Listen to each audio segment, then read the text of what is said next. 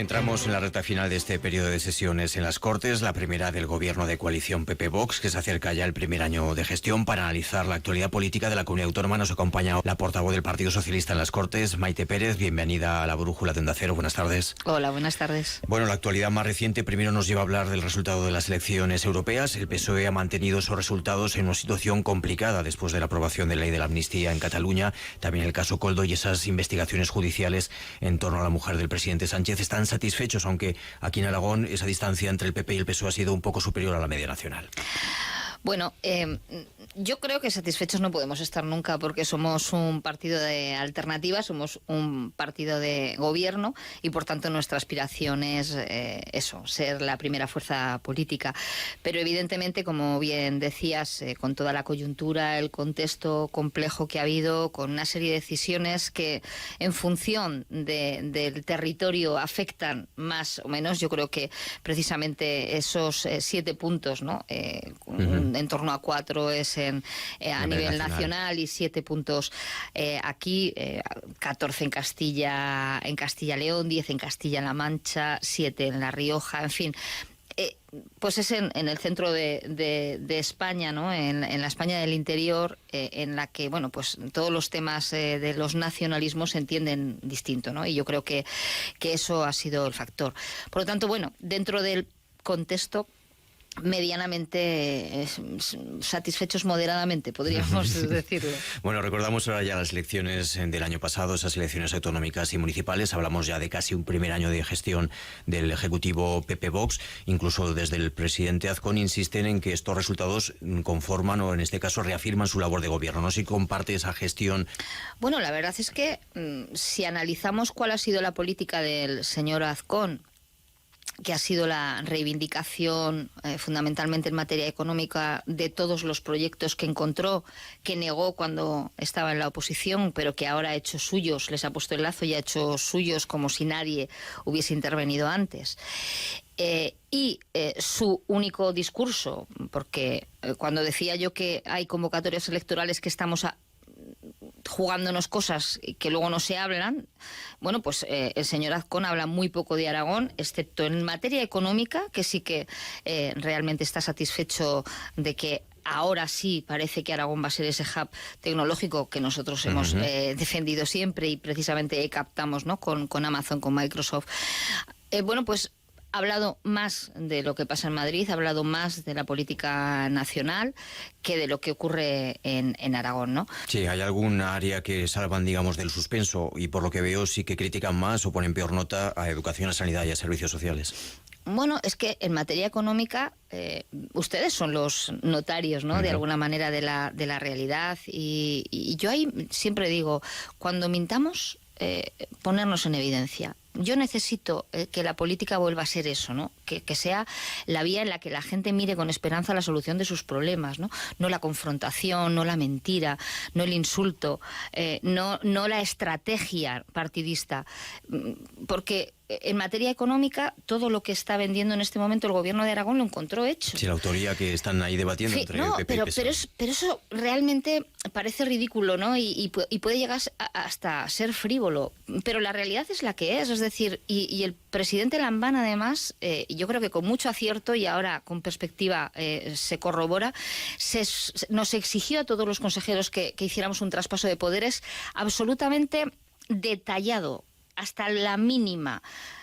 Claro, quería evitar esto, ¿no? Quería evitar que se borrara de un plumazo una gestión, yo creo que brillante, que ha situado a Aragón en los indicadores en materia económica por encima, ¿no? de la media y compitiendo con las comunidades más potentes.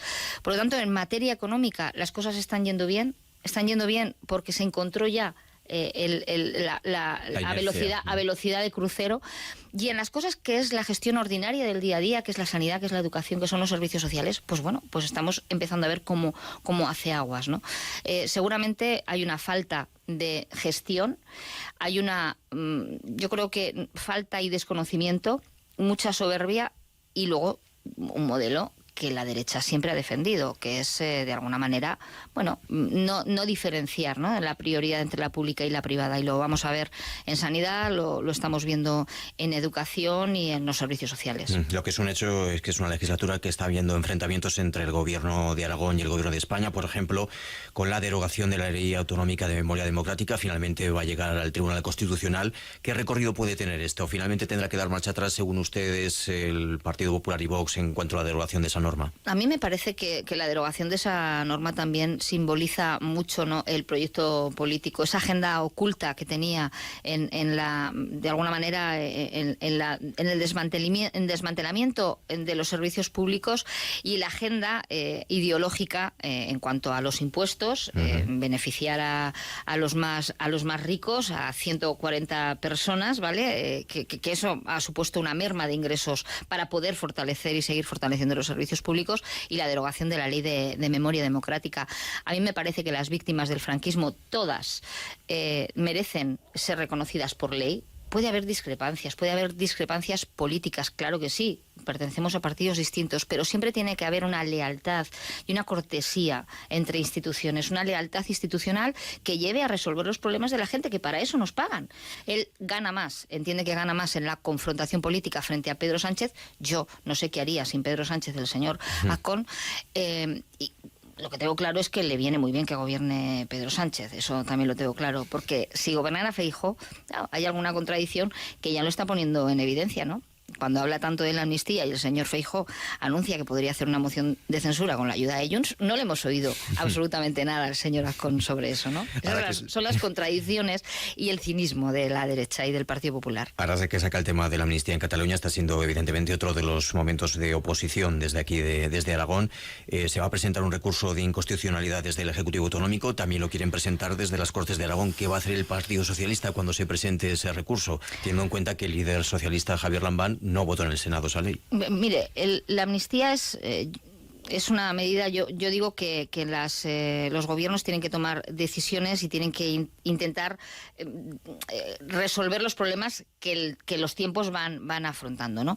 Es cierto que la amnistía era un asunto que el Partido Socialista no se planteó. Yo no sé si esto va a resolver el problema de Cataluña. Vemos lo que hay, ¿no? Ayer nuevamente una mesa independentista en la Generalitat. Yo no sé si va a resolver. Lo que sí que pongo en evidencia es el cinismo y la doble vara de medir de la derecha, ¿no? Porque ya no solo fue Feijóo hace una semana diciendo que podría contar con Junts para una moción de censura, fue Esteban Pons que se abrió a hablar con Junts y con los independentistas para buscar vías de solución. Entonces no tienen aún definido el sentido del voto ante esa propuesta de recurso de inconstitucionalidad en las Cortes. No lo hemos decidido, todavía lo hacemos, tenemos reuniones de grupo y todavía, como no está en el orden del día, no lo hemos abordado.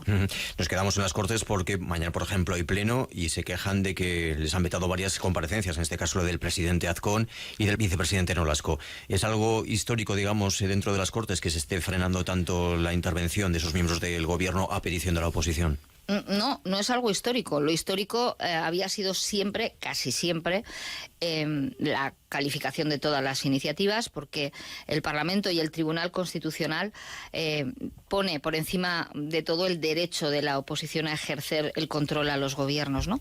Y nos encontramos en una situación inédita en este Parlamento, que se ha roto no solo con una interpretación torticera del reglamento, sino con las reglas no escritas, ¿no? Pero que eran también ley de alguna manera, la costumbre. Y vemos que imponen prácticamente el orden del día mayoritariamente el gobierno, lo que es la posición y el debate político, al margen de las PNLs que nos corresponden por cupo a cada grupo, lo que tiene que ser el debate político de control, la petición de los consejeros y consejeras, prácticamente lo impone el gobierno. En este pleno, es decir, mañana va a comparecer la consejera de Educación a petición del gobierno y el consejero de Medio Ambiente a petición del gobierno, porque se han negado a aceptar las peticiones de la oposición, pero esto no ocurre una vez. está ocurriendo, es algo sistemático que está ocurriendo. En las comisiones, bueno, pues tenemos comisiones que el consejero en Agricultura, por ejemplo, no comparece desde septiembre y se niegan a que comparezca. Es decir, yo no sé si tienen miedo al Parlamento o una falta absoluta al Parlamento, cosa que las dos cosas desde luego me preocupan. Pues Maite Pérez, portavoz del Partido Socialista en las Cortes, muchas gracias por repasar con nosotros esta actualidad política. Le esperamos ya después del verano con más calma para hacer balance de lo que será el próximo periodo de sesiones. Muchas gracias por estar con nosotros. Buenas tardes. Un placer. Muchísimas gracias a vosotros.